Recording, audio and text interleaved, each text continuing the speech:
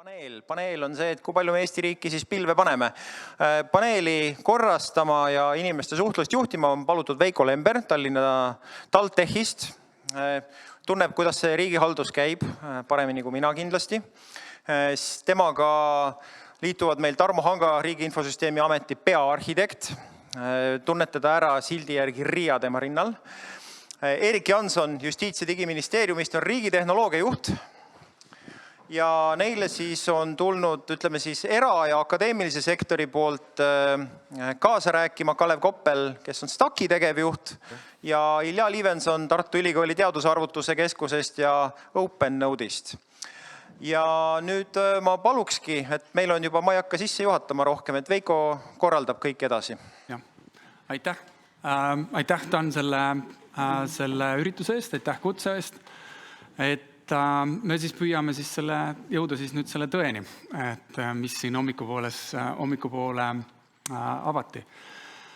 Võib-olla mõni sõna lihtsalt taustaks, et mulle tundub, et me oleme jõudnud sellise huvitava ajani, et kui me läheme sellise riikluse, tänapäevase suveräänse riigi mõtteloos tagasi tavaliselt kuskile Münsteri linna Vestfaali rahuni, et siis täna, ütleme, et digimaailm on toonud sellesse olulised muutused, et kuigi me jälgime, mis toimub Eesti taevas viimastel päevadel õigustatult, me jälgime ja muretseme ja mõtleme, mida teha Ukraina ja Vene sõja kontekstis, siis digitehnoloogiad on niimoodi vaikselt hiilinud meie igapäevasesse riigi toimimisse, me ei valitse täna riiki ilma digitehnoloogiateta.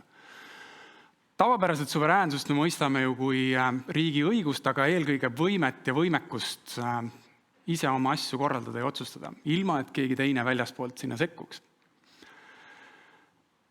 Eelmised 1,5 tundi tõid meile ilmekalt esile, et me võime siis täna küsida, et kui palju siis sellest suveräänsusest on järgi jäänud. Kes meid väljaspoolt mõjutab, millised on need dilemmad, mille üle me peaksime mõtlema. Ja see paneeli pealkirja on siis iseenesest juba sõnastatud ju dilemmana. Meil ühel pool on käideldavus, mida me võime ju mõista kui dünaamilisust, kiirust, mugavust, ülesannete võimalikult tõhusat elluviimist. Ja teiselt poolt siis kontroll, kui suveräänsus. Kui palju siis riik selles digivõidujooksus, nagu minister alustas, et me tahame pakkuda elanikele võimalikult paremaid teenuseid, et kui palju me siis selle protsessi käigus tegelikult otsustusõigust ära anname. Ja mul on hea meel, et meiega on liitunud tänased panelistid. Ja võib-olla ma esimese sellise küsimusena, võib-olla lühikese sissejuhatava küsimusena, et see on sõnastatud tänane paneel sellise dilemmana. Käideldavus ja kontroll.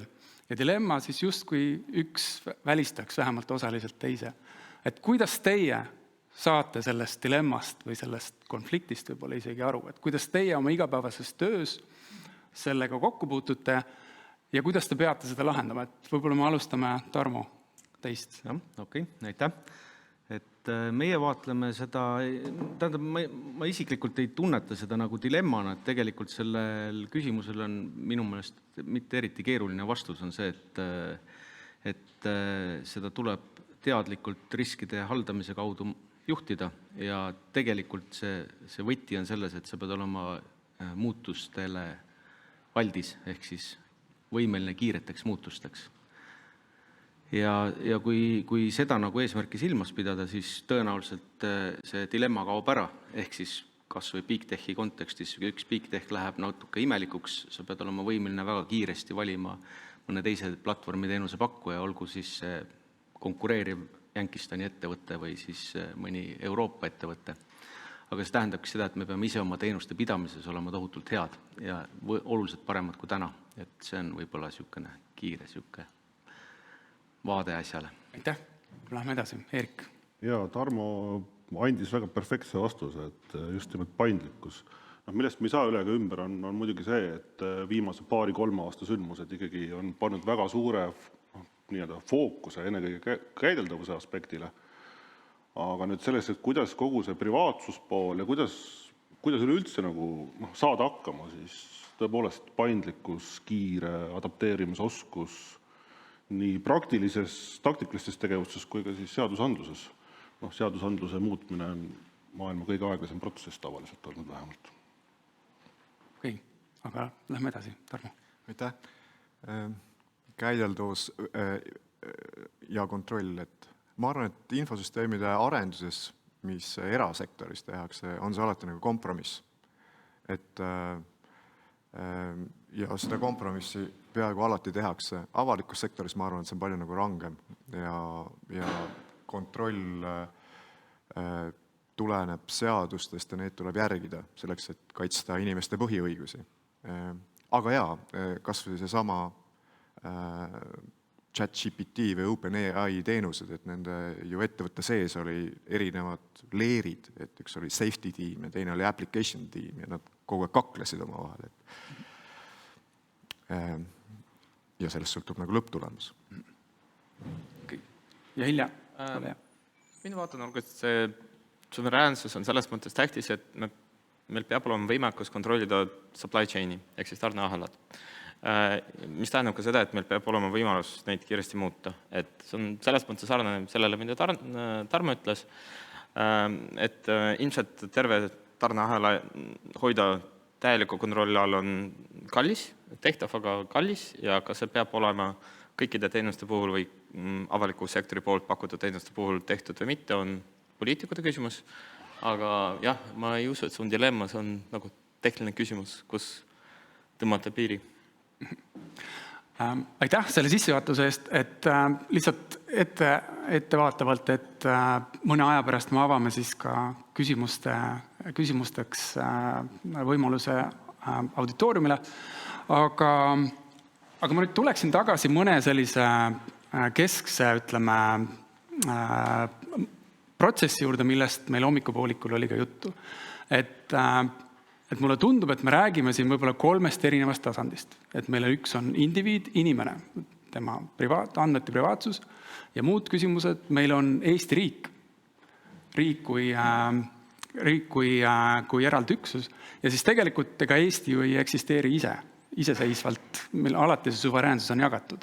Ja me räägime siin nüüd võib-olla siis Euroopa versus muu maailm. Me oleme kõiki neid tasandeid täna siin natukene ka puudutanud. Kus teie näete, et lähiajal need järgnevad või näiteks 5 aasta perspektiivis, milline see suveräänsuse küsimus, autonoomia ja kontrolli küsimus, millisel tasandil ta kõige olulisemalt saab rolli mängima? Võime alustada äkki siis uuesti teiselt poolt, et Ilja. Hea küsimus, aitäh. Ma arvan, et üks viimase aja trend on see, et vähemalt koostöö raames hakatakse väga täpsemini vaatama, mis komponente ja mis teenusi kasutatakse. Ehk siis, kui me räägime koostööst Euroopa tasemel, siis vaadatakse, et eelistame teenusi, mis on pakutud Euroopa platvormide peal või Euroopas tehtud platvormi peal. Sama UK-ga. Ehk siis ma arvan, et see trend, kus me enam ei usalda nii palju mitte ainult Hiinat, vaid ka teisi liitlasi süveneb.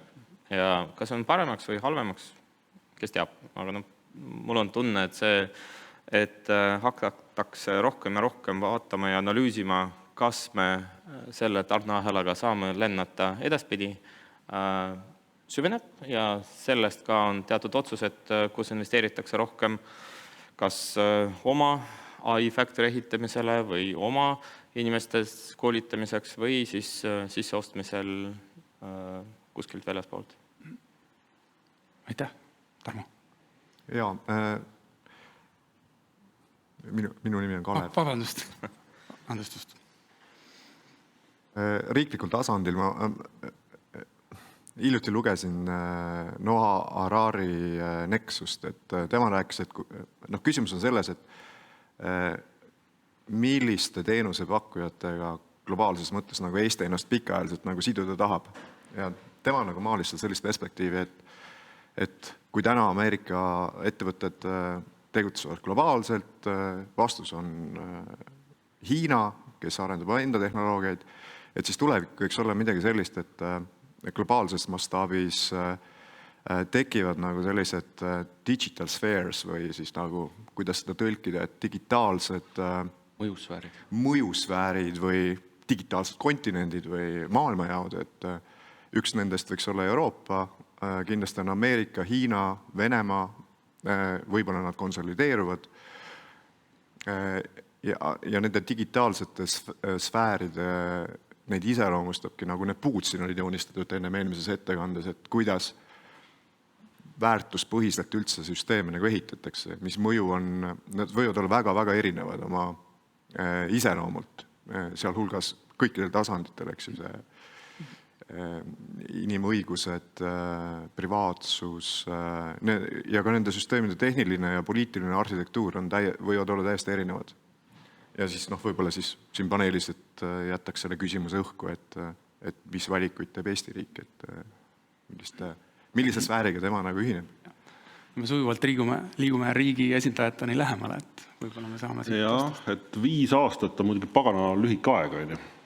Et ma julgeks väita seda, et lähema 5 aasta jooksul on neid kohti, kus tuleb teha väga raskeid valikuid.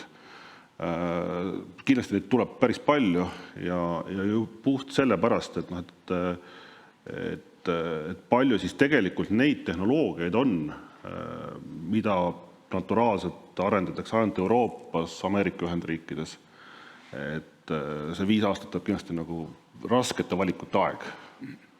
Et kui me tahame kedagi välistada, siis kui palju meil tegelikult need võimalusi välistamisteks näiteks üleüldse on. Aga jah, see, mida eelkõnelejad rääkisid, kindlasti on üks teine suund, mis ajas hakkab arenema. Ma arvan, et siia sobiks üks tore tsitaat ühest vanast filmist, vist oli Armageddon äkki nimi, kus üks tegelane kolkis mingi tööriistaga kosmoseraketti ja sõimas, et vahet ei ole, et on Ameerika või Vene oma, kõik jupid on niikuinii tehtud Taiwanis. Et seda võib-olla tasuks meeles pidada ja tegelikult 5 aasta perspektiivis mul on selline tunne, et riigiteenuste vaatenurgast on ülioluline saavutada paindlikkus, ehk siis siirde paindlikkus, et me oleme võimelised kasutama erinevate teenuste pakkujate teenuseid ja hästi kiiresti. Ja selle nagu märksõna minu meelest on ikkagi see, et me peame olema võimelised oma teenuseid automeerima ja oleme võimelised kiiresti muutuma. Ja seesama tarneahela risk käis siit juba korra läbi. Kui me vaatame viimase 2 nädala sündmuseid, siis juba puhtalt NPM-i pakkide vastu on tehtud väga korralikud ja tõsised tarneahela ründed, mis tähendab seda, et vähemalt riigiteenuste vaatenurgast me peame ikkagi senisest väga palju hoolikamalt jälgima, mis komponentidest me asjad kokku paneme, et see nagu kindlasti aitab nagu kaasa meie võimekusele toimida.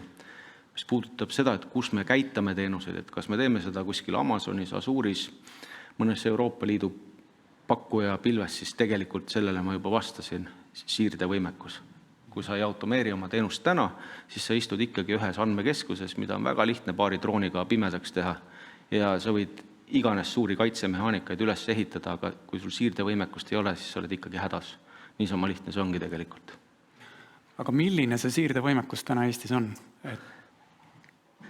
Meie oma majas üritame seda ajada nii kiiresti, nii heaks kui vähegi võimalik. Eestis kindlasti me oleme täna veel selles, kui me teeme mingi üldistuse, siis vaadates, ma ei tea, Pareto printsiipi, kui meil on 20% siirdevõimekust, on paganama hästi. Aga ma kahtlustan, et see protsent ei ole nii kõrge. Üks asi on siirdevõimekus, teine asi on see, et kui palju meil on täna tegelikult sellist võimekust kogu seda tarneahelat üleüldse hinnata. Et see on päeva lõpuks kõige alus. Et üks asi on kiired platvorme või tehnoloogiat vahetada, mis on kindlasti hästi oluline, aga õigel ajal aru saada, et nüüd on midagi halvasti konkreetselt valitud tehnoloogiaga või platvormiga, selles osas ma arvan, et meie võimekus on täna ikkagi üpris tagasihoidlik. Ma arvan, et selle siirdevõimekuse arendamine, sellega sa tahtmata hakkad kohe kokku puutuma läbi automeerimise oma tarneahelate kontrolliga. Ja need on kuidagi minu peas nad käivad paralleelselt radapidi, et nad ei ole kuidagi teineteist välistavad, et nad pigem on teineteist võimestavad, et sa pead tegelema ühe ja teisega korraga nagunii. Aga eeldab üle riigi ja ühtset pilti. Jah, seda küll. Aga Kalev ja Ilja, te vaatate võib-olla väljaspoolt pilguga.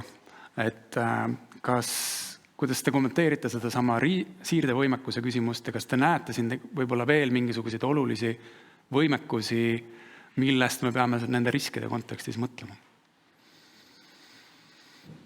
Et just nagu Eesti riigi teenuste me räägime riigi suveräänsusest, riigi võimekusest riiki pidada, aga ka siis, kui meie liitlased või ka vaenlased siis otsustavad mingi teise käigu teha.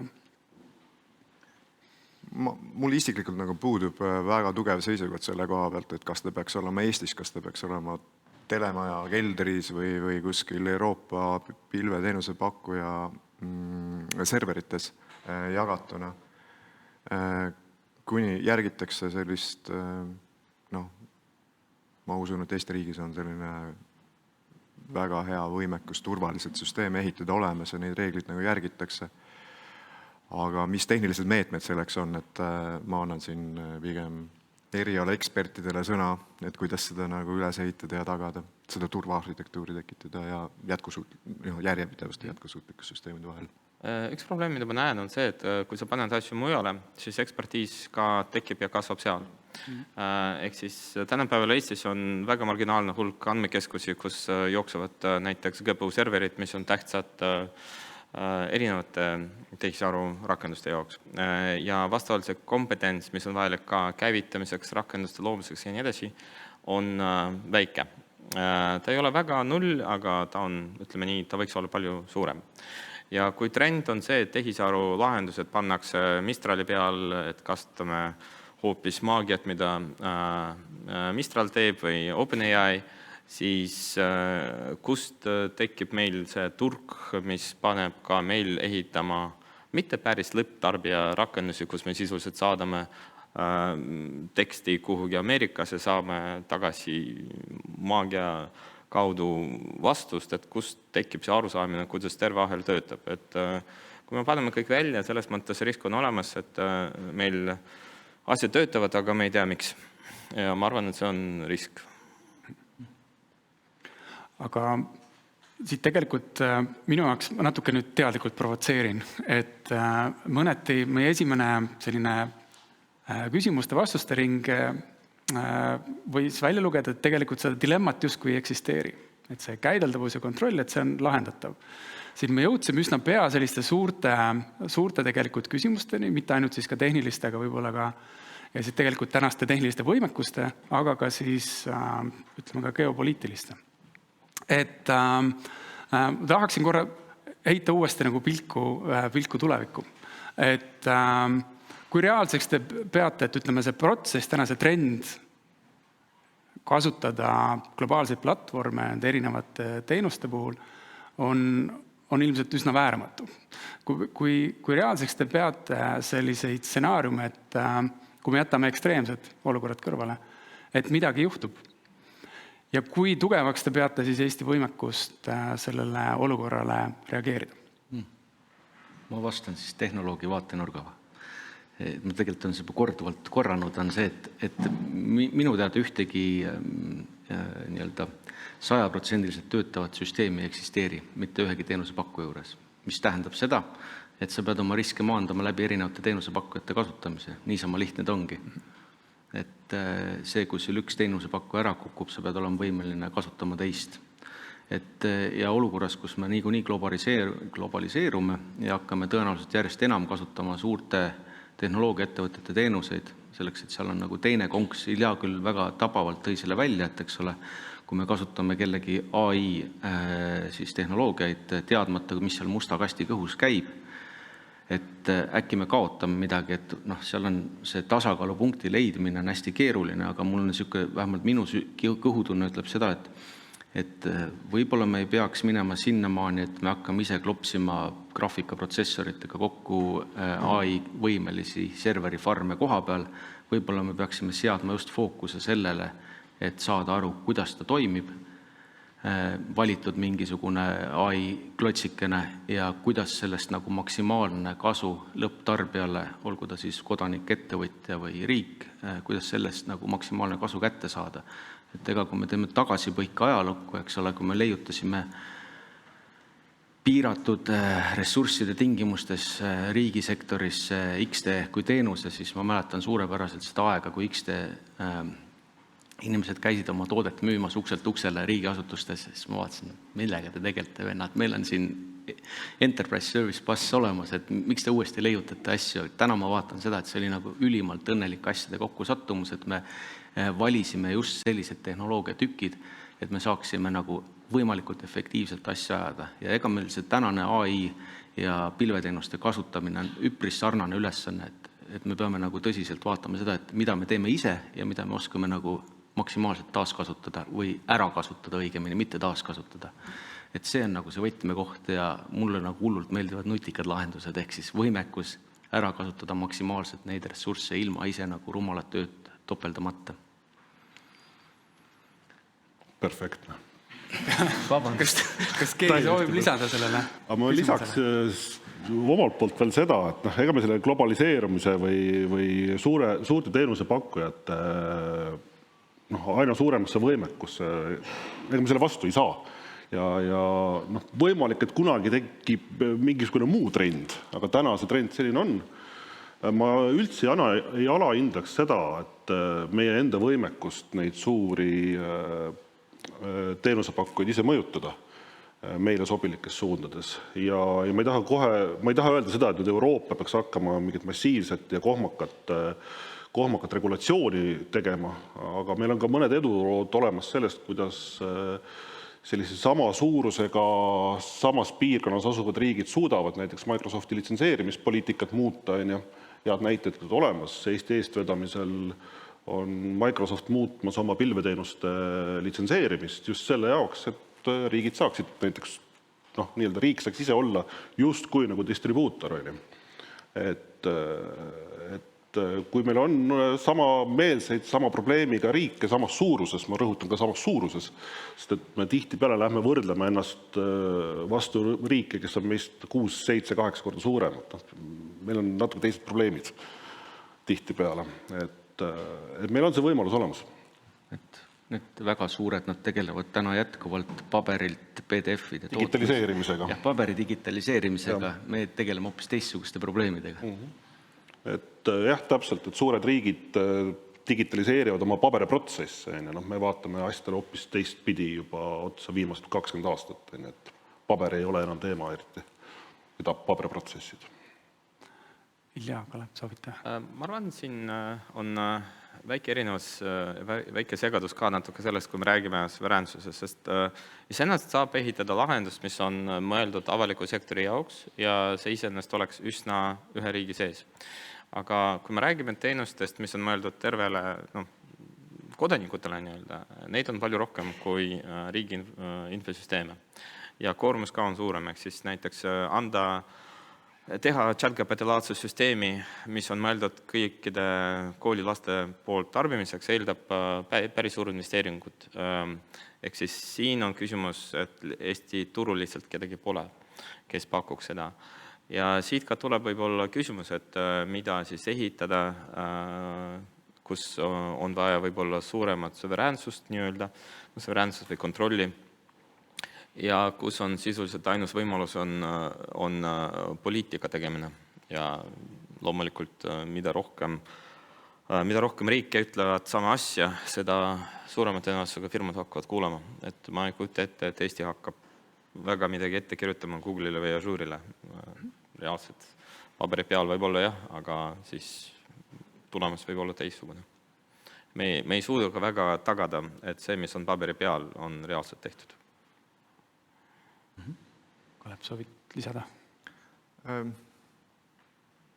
No ma ei tea, riik kasutab ju Microsofti teenuseid ilmselt 90-ndate algusest saadik ja see ei ole olnud probleem ja tõenäoliselt ei pea Eesti riik ise ehitama oma Office tarkvara. See AI hype, mulle tundub, on ka nagu kuidagi nähakse seda nagu liiga suurelt, et kui nüüd küsida või ma mõtisklen, et kui palju ärikriitilisi teenuseid Eesti riik peaks ehitama sellele uuele generatiivse AI laine peale üles. Näiteks me ehitaks vist kunagi nagu selliseid teenuseid, mille alusel me ehitaksime selle personaalse riigi idee või et kellegile määratakse personaalselt makse. Et kõike seda ei maksa nagu ühte potti ajada, et need on nagu kitsamad tööriistad, millest me täna räägime, kõik need riskid, mis siin üleval oli AI kohta, on ju ikkagi nüüd päriselt, eks ju, et kuidas riigiametnik kasutab neid teenuseid. Me kasutame iga päev kontoris neid, genereerime mingeid kokkuvõtteid, aga ta on ikkagi kitsas tööriist, kuhugi integreeritud või siis riigi tarkvarainsenerid loomulikult kasutavad need kaasaegset tööriistu. See ei tähenda, et me peame Eesti riigi jaoks nüüd täiesti eraldi isoleeritud mudeleid nagu tegema.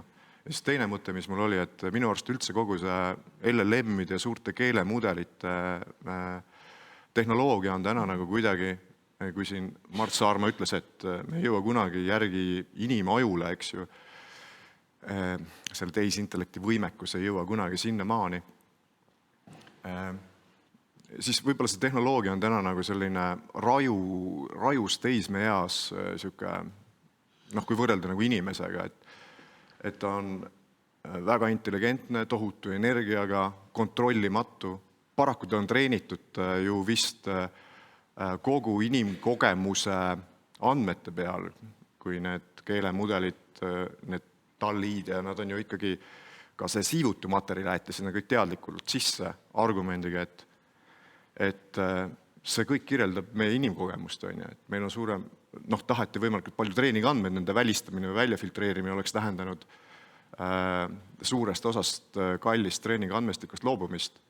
Ja nagu teismelisegi puhul, siis mida need tootjad ju teevad, nad ehitavad sinna nii-öelda reeglistike peale, et nad ei vastaks kahjulikult või kas siis siivutult või et lapsed ei näeks nagu ebasobivat materjali.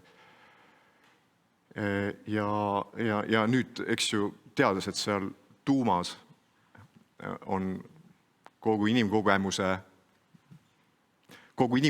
on seal nagu avalik inimkogemus. Avalik inimkogemus. Õigemini avalik osa meie ühisteadvusest. See, mis peas on, see seal ei ole. Ja pigem varateismeline. Ta on ju mingi varateismeline, jah.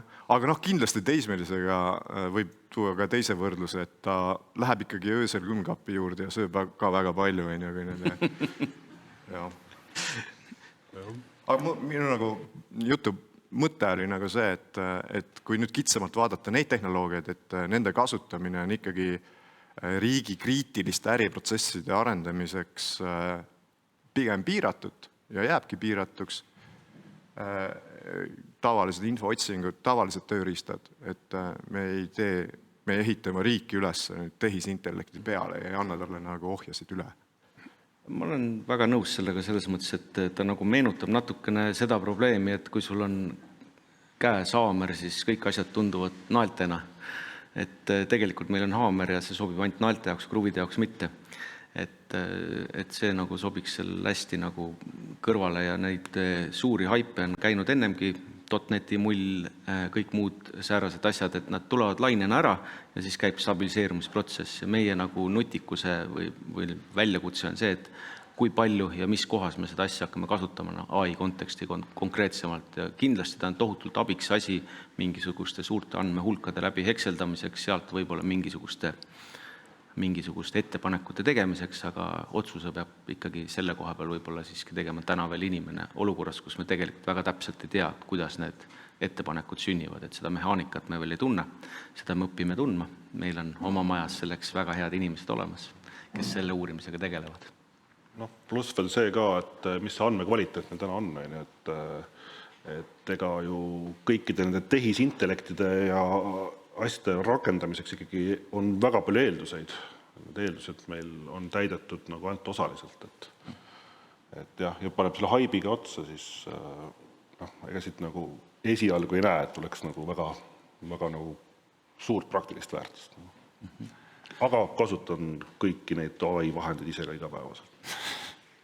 Me jõudsime iseenesest sellise olulise, ma arvan, teemani, et tegelikult, et mis on ühe iseseisva riigi sellised tuumikfunktsioonid, mida ta peab ise täitma ja kus ta saab siis ju toetuda välistele partneritele.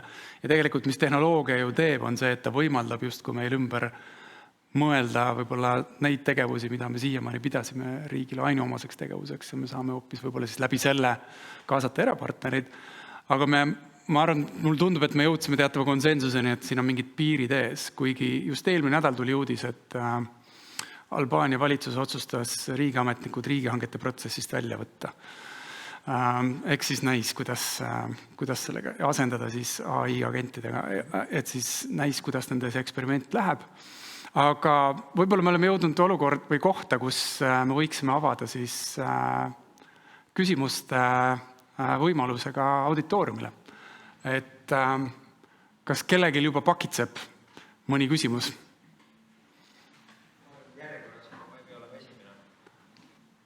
Sa tõstsid esimesena käe, nii et anna minna.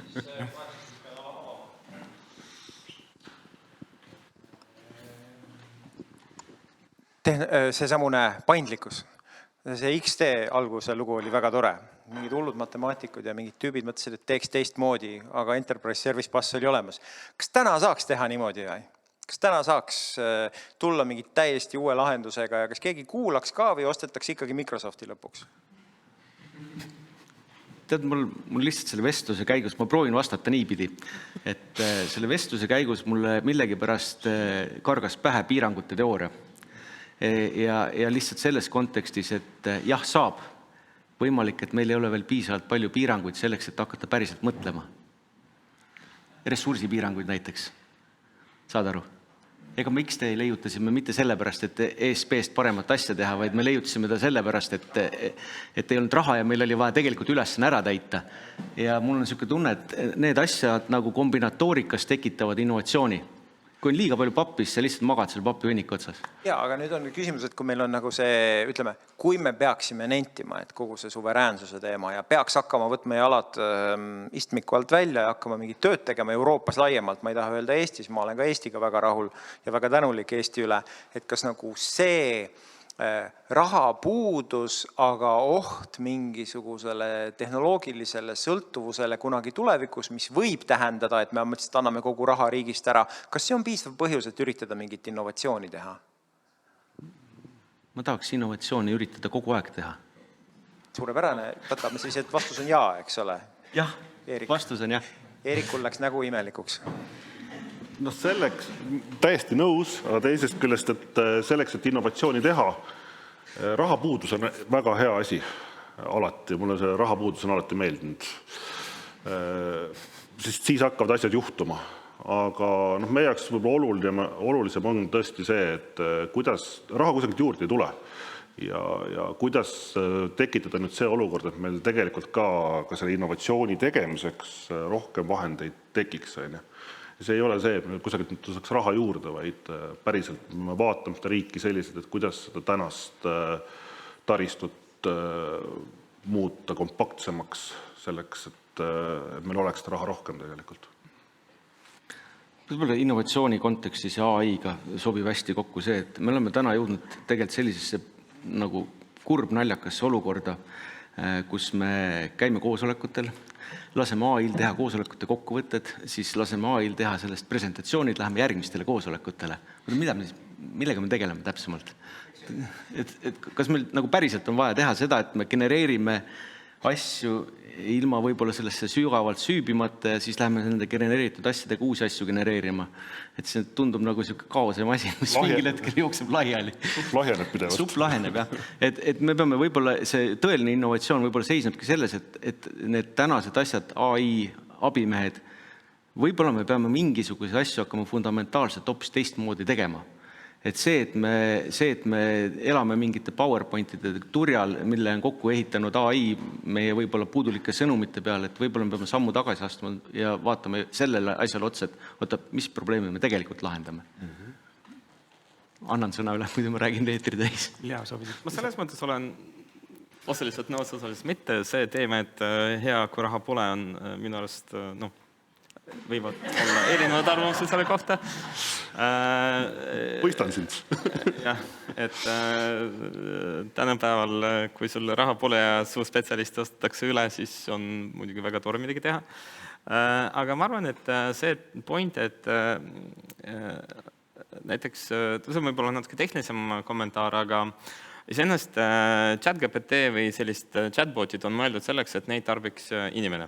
Ja inimene iseenesest tarbib, et üldiselt teha midagi paremat. See näide, mida sa tõid promptiga, mis vähendas seda bla-bla, mida ChatGPT tavaliselt genereerib või Claude, me ise kasutame Claude'i, genereerib, on muidugi tore näidis, aga see ekstreemne case, kus inimene sisuliselt copy-paste ib tulemusi ühest programmist teisele, siis see ongi ametniku töö, on veider. Inimkopeerimismasin. Näiteks ma vist arvan, kunagi küsisin sind Signali kaudu, et kas näiteks selle mobiilrakenduse asemel saaks Model Context protokolli API-t, millega ma saan siis ise küsida oma andmeid, sest XT on tore asi, aga see ei ole mõeldud nagu tavakasutajale. Samas GPT, tähendab LLM-mudelid ja nende chatid ongi mõeldud selleks, et tavakodanik saaks midagi parem teha. Ja see, et LLM-id oskavad ainult treenitud andmete peal midagi teha, see on tiba aegunud juba, ikkagi seal on päris palju tuule, mis võimaldavad suhelda teiste rakendustega, Google kalendriga, sest soovitan, siis saab presentatsiooni aega kohe ka LLM-i poolt kirja panna. Et selles mõttes, et on päris palju potentsiaali selles automatiseerimises ja see automaatika, mis teoorias peaks ma ei taha öelda vähendada inimeste arvu, kes töötab avaliku sektoris, aga vähemalt tõstma efektiivsust ka selle kaudu, et võimaldada inimestel loobuda tegevustest, mis on igavad. Vot seda veel ikkagi kasutatakse pole. Ma pole päris kindel, viimane punkt, et innovatsioon alati tuleb nüüd avaliku sektorist, sest lõppkokkuvõttest ühe avaliku sektori suurus on täpselt üks riik, ja pigem sa hakkad mõtlema, mida ja kuidas teha siis, kui sa pakud paljudele, ehk siis siin erasektoril on loomulikult parem seis. Aga jah, ma arvan, et see praegune olukord, kus innovatsiooni all mõeldakse, et lihtsalt kiiremini teha slaide, ei ole kindlasti õige tee. See on halb tee. Ma saan aru, et me jõudsime siin siis kahe sellise märksõnani, et üks on see, et rahapuudus võib olla hea, kahjuks koalitsiooni eelarve läbirääkimised said just eelmine nädal läbi, kohe ei saa kasutada seda. Ja teine on siis tegelikult see sama jällegi, et me oleme jõudnud siis sellise tehnoloogilise arengu punkti, kus me võib-olla siis vabatahtlikult delegeerime oma iseenda indiviidi autonoomiat ära. Aga meil on seal küsimus. Jaa, et võib-olla selle kommentaari järele on natukene kohatu, aga ma just mõtlen, et küsiks niipidi, et mis saaks siis, kui raha oleks rohkem ja kui korra tõmmata sellele joon alla sellele paneeli arutelu pealkirjale, et millises ulatuses pannakse Eesti riik pilve, et kui küsimus lõigata kaheks, et küsida, et esiteks, et palju praegu täna Eesti hinnanguliselt, rahaliselt, palju maksab selle Eesti riigi pilve panemise tegevus, mis see praegune eelarve on, et palju eurosid ei saa täpselt lugeda, aga mis see suurusjärk umbes on, palju maksab Eesti riigi pilve panemine praegu aastas? Ja järelküsimus oleks, ja kui oleks 2 korda rohkem, et mis te siis teeksite? Aitäh. Okei. Ma sellele esimesele osale küsimusest vastan niipidi, et me oleme täna sellises olukorras, kus me tegelikult enamikes kohtades nii riigis kui erasektoris tegelikult jooksutame oma teenuseid oma pisikestes pilvedes. Ega see virtualiseerimiskeskkond on lihtsalt pilv minu taskus, eks ole. Et me juba tegelikult jookseme andmeid pilvedes, kui hästi me seda teeme ja kas me peame seda tingimata tegema oma armsa serveri kasti sees, on eraldi teema, aga siis võib-olla see teine pool, RIA kui asutuse vaatenurgast me oleme endale teinud sellise teadliku valiku, et me ise hallatava oma pisikese pilve osakaalu keerame teadlikult väiksemaks selleks, et saavutada suuremat paindlikkust. Ja me oleme ka teinud enda asutuse vaatest siis kuluanalüüsides, siis minu väide on selline, et kui me mitte midagi ei tee ja tõstame oma teenused niisuguses kujus, nagu nad täna töötavad avaliku pilve, siis me opereerime suurusjärku sama kuluprotsendiga, mis me täna teeme. Kui me natukene kohendame oma teenuseid pilvele sõbralikumaks, siis me suudame teha seda efektiivsemalt. Ma ei tea, kas see vastas. Mitte nii hästi, aga ma saan väljendada lihtsalt oma asutuse vaadet, eks ole. Ja ma arvan, et et olukorras, kus enamik virtualiseerib, siis on see, et seal tuleks võib-olla nagu hästi teadlikult vaadata see ära või mitte lasta ennast petta ära sellest, et kui ma ostan mingi koli välja, siis on ju kulu tehtud ja siis ülejäänud osa on tasuta. Tegelikult ei ole, sa CAPEX oled ära teinud ja sinna tuleb OPEX veel peale, eks ole. Elektri, ülalpidamiskulu, keegi peab seda koli haldama, kogu see trall tuleb sinna peale. Et tegelikult kokku ta on ikkagi, sa mingis ajaperioodis pead selle raha nii CAPEX-i kui OPEX-i pead kokku lükkama selleks, et saada aru, mis see kogukulu sul teenusel on. Et selles suhtes ma julgen arvata, et kui me võtame kasutusele avalikud pilveteenused, kelle tahes omad on ta Euroopas või Ameerikas, siis see opereerimise suurusjärgu kulu jääb samaks täna. Lihtsalt küsimus on see, et mis nagu asjadele tuginedes me seda otsust draivime, et kuhu me tahame minna, mis probleemi me tahame lahendada, eks ole. Et pigem ta on enne kõike see küsimus. Jaa, see on nüüd keeruline. Et mida sa selle pilve all täpselt mõtlesid, et ega need samad valitsemisalade või asutuste enda virtualiseerimiskeskkonnad on ka pilv, jah, minu enda taskust nagu. Aga kui vaadata, et kus või palju maksaks nagu pilve minek, et siis sellele me oleme seda hinnanud ja ma selgitan kohe ära, et kus see probleem alguse saab, on see, et pilve kõlbulikkus on meil tegelikult andmekogude infosüsteemidel üpris madal. Me tegime siin hiljaaegu kaardistuse riigikaitse ülesandeid täitvate infosüsteemide osas. Ja see protsent on seal alla nii-öelda pilvekõlbulikkusega süsteemide osakaal on alla 50%. Ehk siis me tegelikult räägime väga paljult nagu taakvarast. Ja kas taakvara likvideerimine ja andmekogude moderniseerimine on osa pilveminekust või ei ole. Kui me selle moderniseerimise me teeksime ära, siis pilveminek ei ole kallis. Aga enne seda on vaja raha panna, ma julgeks väita, et mõnisada miljonit selleks, et see taakvara osakaal ära vähendada. Ehk pilveminek ei ole kallis tegelikult. Lihtsalt meil on, kuidas öelda, tuba koristamata olnud tükk aega. Okay. Ma saan, meil on järgmine küsimus. Ja, et praegu sellest paneelarutelust jäi mul selline mulje, et dilemmat nagu ei oleks. Nüüd ma paneks selle dilemma sinna teemasse tagasi, et ma sain aru, et käideldavus ei ole, või et see kontroll ei ole selles mõttes nii suur risk, et kui üks teenusepakkuja hakkab nagu veidral käituma, et siis saab nagu liikuda. Teisest küljest näiteks COVID aeg näitas, et kui olid kõik need tarneahelad näiteks maskide jaoks, riik, kes pidi need tarnima järgmisele, jättis need lihtsalt enda kätte. Et sellisel juhul see, et on võimalik kiiresti üle minna, ei ole enam piisav, siis peaks nagu kogu aeg dubleerima. On ju neid teenuseid, mis oleks, ütleme siis, välisteenuste pakkujate käes. Aga kui seda teha, siis see riskipind läheb jälle palju suuremaks. Et ma nagu ei kõlanud sellest paneelist nagu läbi see, et kuidas selliseid otsuseid langetada.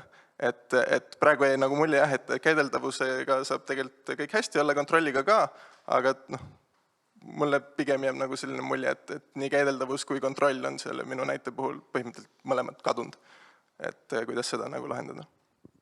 Kui ma teen teenuseid ise, majutan neid ise, siis kes ütles, et kontroll on minu käes? Võib-olla ma ei tea, kas kontroll on üldse minu käes.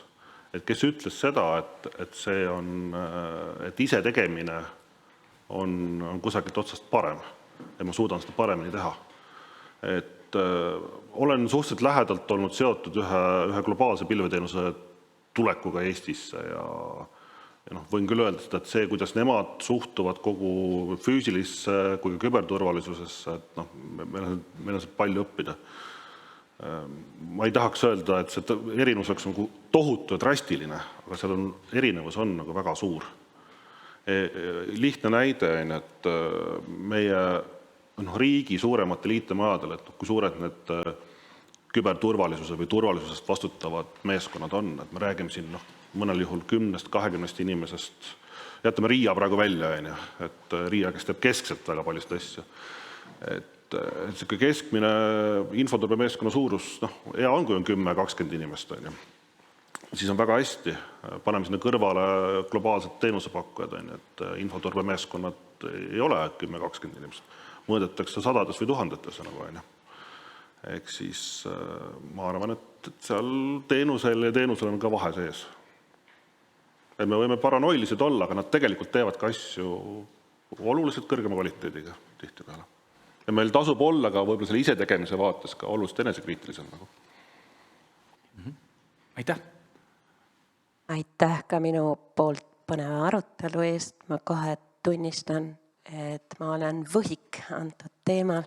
Panama Gratapai, mina õpetan riigiõigust. Nii et ma tegelikult tahaks esitada ainult küsimused teile, millele ma ise ei osanud kohe vastata, ma panin lihtsalt tähele. Ja kuna me räägime pilveteenustest, ma eile tegelesin tegelikult hoopis muu asjaga ja sattusin ühe uudise peale siin 2025 algusest ja siia on kirjutatud, et Riigi IT-keskus on loonud tsentraliseeritud lahenduse, mis võimaldab avaliku sektori asutustel mugavalt ja turvaliselt kasutada rahvusvaheliste teenuste pakkujate nagu Microsoft Azure ja Amazon Web Services pilveteenuseid. Ja siin on üks kommentaar siin vahepeal, mis ütleb, samas jääb vastutus andmete eest andmete omanikule. Asutused peavad ise hindama, millised andmed ja teenused on sobivad avaliku pilve viimiseks, märkis ta. Ise küsin, et teatud ulatuses me siis kasutame selliseid võimalusi või mitte, või kuidas seda hinnata võib-olla selles kontekstis, millest me praegu räägime. Aitäh! See on RIT-i kontekst võib-olla sa... Jah, et RIT tõepoolest sellist keskset teenust teeb ja teeb ka nendele pilveteenustele ka siis keskset hindamist. Aga see hindamine, mida RIT siis läbi viib siin koostöös seade partneritega, on tegelikult selline nagu hinnang, mis sobib aluseks võtta kõigile.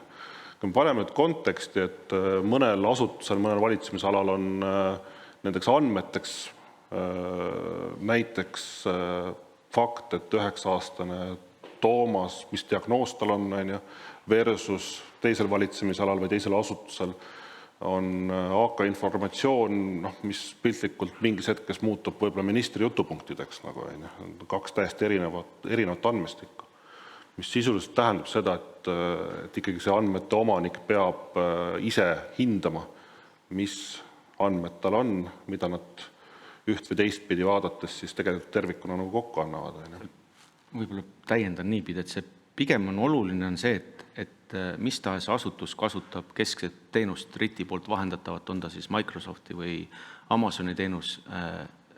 Jah, RIT tegeleb selle vahendusotsaga, aga selle teenust tarbiva asutuse jaoks peab jääma vastutus tema kätte, ta ei tohi seda vastutust ära delegeerida, seda otsustusvastutust. Ehk siis selles kontekstis mina olen oma äriteenuse omanik, näiteks Riia näitel, ma olen eesti.ee teenuse omanik. Ma pean ise tegema selle otsuse asutusena, et kas see on okei, et ma jooksutan seda teenust üldse avalikus pilves või mitte. Ja see tõukub sellest, et me peame asutustena nagu järgima EITS-i infoturbe standardit, kus teenuse omanik on see, kes vastutab selle infosüsteemi turbe eest. Need on omavahel seotud. Kusjuures riigis ka see on päris palju diskussiooni tekitanud, et egas kõik tahaks ju kuidagi seda vastutust delegeerida kellegile. Sest see on minu küsimus, et mis vastuta. Üks on nagu see küsimus, kas ma teen seda, kasutan. Ma ei tea nüüd, võib-olla selle asutuse otsustaja ei ole selle alal ekspert. Mina lihtsalt, ma ütlen, tunnistan üles, ma ei ole siin kohal ekspert. Meelde tuleb mulle lihtsalt see Schremsi näide ehk Max Schremsi need siis vaidlused, kui inimesed nii-öelda saavad teada, et nende andmed on võib-olla vahepeal USAs ära käinud ja ja mida siis see amet ütleks, et isegi kui ta vastutab, kehitab õlgu, ütles, et ma ei teadnud, ma ei osanud seda hinnata ja me hindasime, et tegelikult probleemi ei ole. Et kas siis vastutab Eesti riik või kas see on kuskil reguleeritud, et kes konkreetselt vastutab, sest see väike amet võib ju öelda, et teate, ega me tegelikult ka ju täpselt ei teadnud, kuhu need andmed lähevad. Aitäh!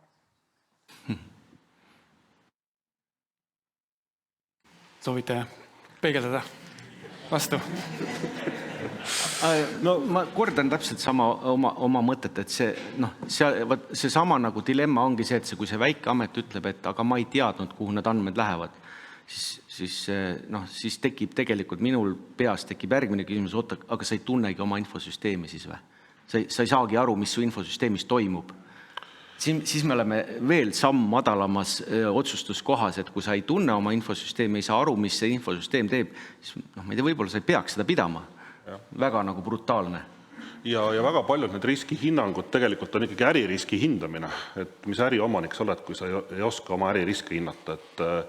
Et me ei eelda seda, et kuidagi see, sa pead olema süvatehnoloog aru saamaks, kuidas Microsofti pilveteenus töötab. Seda me kindlasti ei eelda ja see ongi tegelikult siis RIT-i roll koostöös RIA-ga katta seda tehnoloogilist poolt, aga äririski peab suutma ikkagi iga äriomanik ise nagu hinnata ja päeva lõpuks kõik taandub ikkagi äririskiks. Ja selle aktsepteerimiseks või mitte. See on IT-keel. Termini viga, jah. IT-keel. Jah. Äriprotsess asemel talitlusmudel, riigil on talitlus, ärid on võib-olla tõesti vaja. Aga kui me kasutame erasektoriga sama keelt ja terminoloogiat, on natukene lihtsam. Aitäh.